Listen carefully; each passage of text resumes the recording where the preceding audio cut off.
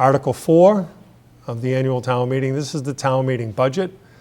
When we started to create this budget, obviously we knew we had to work through the Financial Planning Committee and the Appropriations Committee, then the Select Board. And ultimately, when town meeting passes the budget, to set our tax rate, we need a balanced budget. And that process is affirmed by the state of Massachusetts. So it doesn't happen in a vacuum. There's a lot of directives that go out from the town administrator, and then submittals by department heads, and then review by independent bodies before it gets to town meeting. So I wanted to share some demographic information with the community as of this fiscal year 24. Your population, your average single-family home value of $624,000, the average single-family tax bill of $8,900. The overall property value, this includes commercial industrial property. We call it CIP sometimes, not to be confused with capital improvement plan, but CIP, and residential and personal property. So that's all lumped in there, but it's at $4.2 billion. So it's a lot compared to other communities around us in terms of the value of the community and the makeup. To have the split you have is very important. So that residential community, commercial industrial property tax split of 73 to 27 is hugely important. It's very important to keep that number at 27 or higher. If that number drops down, unfortunately, the residential units will pick up that burden. So it's important for us to maintain the commercial industrial property tax base to lessen the impact on the single family household. And we were very conscious of that when we went through the budgeting process. So one other interesting fact is the filed income tax for the state of Massachusetts was just over $1 billion. So overall, the community's wealth is good, and it's demonstrated obviously in its tax returns to the state of Massachusetts. And a couple things make up the strength of a community, and it's borne out by rating agencies telling us what our bond rating is. So we're a AA1 by Moody's. So you have fiscal strength, and then your fiscal management and fiscal policies is what the outside rating agencies look at to set ultimately what you get for an interest rate when you borrow money. So if we get a better interest when we borrow money, interest rate when we borrow money, we will all pay lower in property taxes as a result because the interest is lower. So this slide deals with the tax effort in the community. We were very much aware of the cost and the increases associated with any budget. And when we get into the fixed costs, you'll see that some costs are just unavoidable. But we wanted to see how we compared against our neighbors. So this chart just lays out, we have 3 communities to the left that pay less in taxes and 4 that pay more to the right. This looks at your income and looks at your average single family tax bill, and we can look at the percentages that the tax effort is needed to run those particular municipalities. So for Westboro, right now in this fiscal year, it's 18.79%. So 18 or 19 cents of every dollar goes to pay local taxes.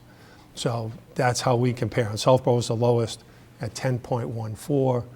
So, and they have a lot of income and a lot of value. But so their impact or their effort is a lot lower than it is in Northborough. So new budget revenues, when we look at the budget, again, we start with revenues.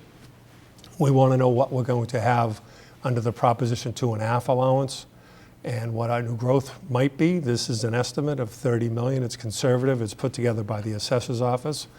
And then we look at state aid and what the governor's number might be and the governor's proposed budget. And then local receipts is another number that's made up of a number of things. The biggest number is motor vehicle excise tax is inside local receipts. But interest rates being what they are now and on the increase, we have seen and enjoyed increased earnings from our investment income, so we can increase that number to above where we were last year by about $400,000 to help balance the budget. That won't last too much longer because obviously we all don't want to pay more in interest for buying cars or buying homes. So those are revenues. We have excess levy capacity. We have transfers from other town departments, like the fire department revolving account. That 377 you see on the screen actually helps fund the fire department from their revolving account for ambulance and service calls for medical calls to the department. Cable receipts reserve, this is from your local franchise fee that we all pay on a cable bill if we have it. We contribute, and we have programs like this and other programs, sports and what have you, to have local cable. So cable's a good mechanism for us to get information out to the public, but it is underwritten by the franchise cable fee that are on the bills that folks pay. So the proposed budget, I'm going to go right into the expenses, and I hope this is okay to see for folks. But we do have some growth in the budget for the operating budget. We have growth in the school department, and then you have articles. So basically we have fiscal year 24, what you budgeted back and passed back in April last year, and then proposed 2024. And then we have the variance as a dollar figure, and then the percentage change. Underneath, you have 3 enterprise funds. You have water and sewer and solid waste, and that's covered in Article 5. So I won't get into that in much detail now, but that's straightforward and spelled out pretty well in the warrant as well. So this is just a chart that shows the expenditures for fiscal year 25. School department being the largest at 57.4%. Benefit and insurance is 13.6%. State assessments on the back of the cherry sheet, when we talked about state aid and the governor's budget, they actually have chargebacks and charges and assessments back to the municipality against those cherry sheet numbers. Town operating is 21.5%, and then transfer to stabilization, we'll talk about that. So it just breaks out all those things. Your debt is in there too, and you have a very, very good debt position overall for the community. So it's just a quick snapshot of the expenditures. And the growth with this chart, these are the requests that came from the school department that were voted on, I think, back in December. So K through 8 has a modest growth increase of 3.99% or 1.1 million. And then Algonquin, the regional assessment is 7.97 at 1,021,000. And then Assabet assessment at 8.7, which is 107,605. So the total requests for those total up to 2,347,000. This blue bracketed number, what I'm trying to do here is show what those costs impacts are to the average single-family home. So just these 3 items alone, the average single-family home will, on an annual basis, pay $344 more than they paid last year. So that's just an increase just in the school department. And then there's other fixed costs that the town has. We have health insurance, we have Worcester County retirement, solid waste, which is increasing because we're losing a vendor at the end of their contract. They were proposing an increase, so we shopped and we found another vendor, and we have an increase no matter what we do of $251,000. We don't plan on doing anything with bag fees at this point. The select board hasn't discussed that at all. I don't think there's an appetite to do anything with bag fees, but that is part of what offsets and drives the revenue to offset the cost for this program, but it will take some tax dollars. So again, health insurance, to be more specific, was a $271,000 increase for health insurance benefits. When we started with the insurance consultant, it was much higher, and then we kept working with the provider to look at numbers more closely in terms of loss runs and so forth, and we got that number down to 271. And on the right-hand side of this, that $40 that's bracketed, the single-family house, SFH, that's what that one item alone, on average, annually will cost a single-family house. So that's what all those blue numbers are. I'm not going to go through all those, but you can see what they add up to. Just the fixed cost alone are $138. So Worcester County retirement, this is for anyone who's benefit eligible, who have worked for the municipality for both time and age. So these retirement benefits are paid on an annual basis, and they get an assessment for the retirement assessment for Worcester County. So it's $312, $374, and again, that's a $46 annual increase to the average single-family tax bill. The solid waste, I've covered that. All other fixed costs are $101,000. Those are just automatic increases that we see in the budget from an operational perspective. So just those items alone were $938,000. So before we try to be creative with the budget or do new things or have new initiatives or do any hiring, we have to deal with those automatic fixed costs. So built in is $938,014. And then the requests from town departments, they were far in excess of this number, but they were, there's a lot of need in requests that we sought when we made the budget announcement. We wanted to know what people really needed to run their departments efficiently and effectively and provide customer service at a high level. So they submitted one number, we pared that down, and we ended up at $1,007,989, which that average single-family cost is $144. So that, if you break that down monthly, it's obviously $12 a month. So there is a cost associated with all these things. So the overall increased fixed cost and town budget request is $1.9 million. So that's a 7.64, which that comports back to the chart above. So we are requesting adding positions to the budget. And what we do is we list them here. The new police chief wanted to add a lieutenant's position but reduce a sergeant's position, so we just have to pay for the difference between the sergeant and the lieutenant. But he also wanted to add patrol officers, people on the street, boots on the ground. And I think from the community and community members that I've talked to, they want to see more patrol officers out there. But we were able to do one given the time constraint of putting together the budget, and fiscally we didn't want to be irresponsible, and it's not lost on us. These increased costs are being borne by the taxpayer. The town accountant, that's an item that has been talked about, I guess, for a while. And I think it's important. You have a finance director that does a lot of the mechanical stuff relative to office work, but we really need to focus on long-term financing, contract management, and strategies around cost savings. So having a town accountant will free up the finance director to be able to do those type of high-level financial things as opposed to the day-to-day accounting pieces. The town clerk's office, there are a lot of elections, and there's a lot of communities around us that have way more than 2 full-time people. So the clerk asked for a part-time person to help augment his staff, and so we are doing that in this request. DPW administrative assistant, this is split between the enterprise funds and the general fund. That's why it's only $33,000. But it's important to note for 20 years that admin staff has been the same. There's only been a director and then an assistant director and nobody else to kind of pick up the administrative responsibility within that department. So we're making the request here for that. And then the assistant library director, this is something that I guess went away in 2009, 2008. And the library director, Jen, had made a request to put this person back in.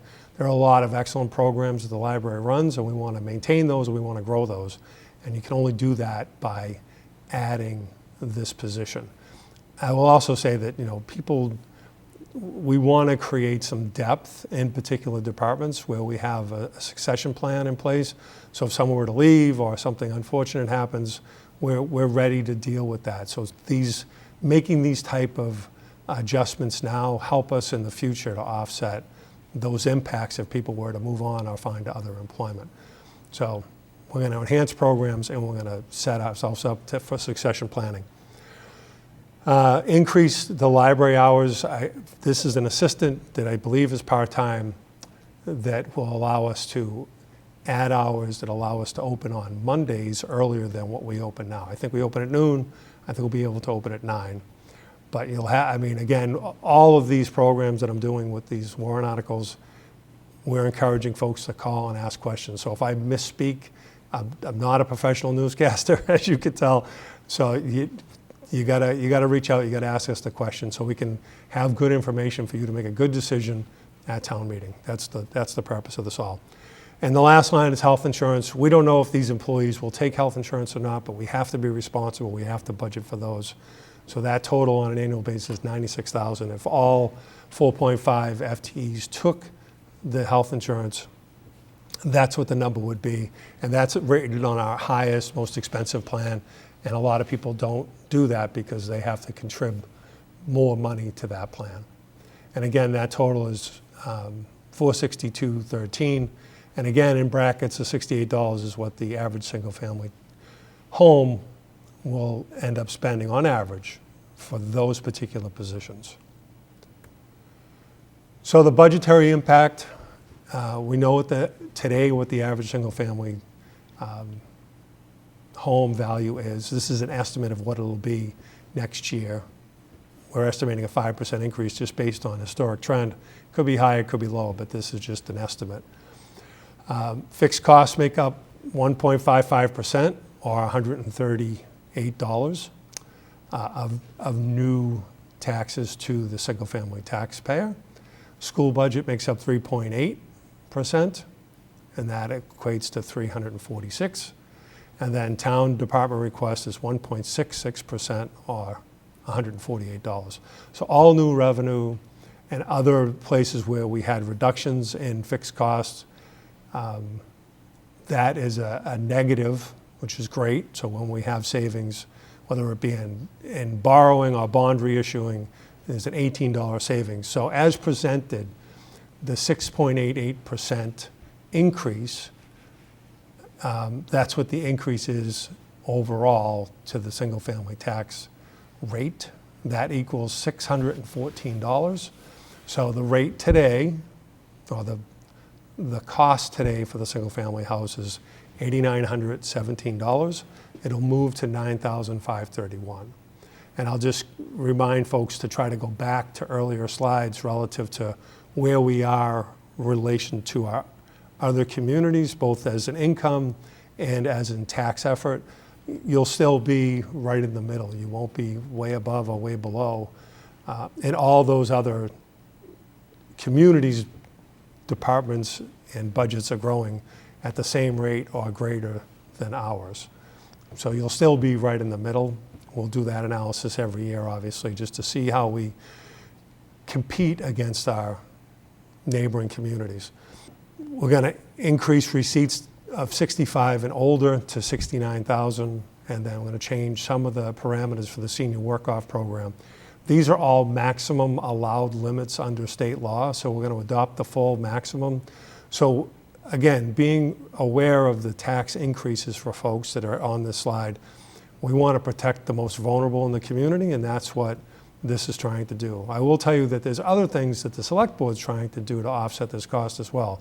Energy aggregation, while we can't promise any cost decreases, we can promise stability with the rate for electricity. So we're hoping there's cost savings, but we can't guarantee it.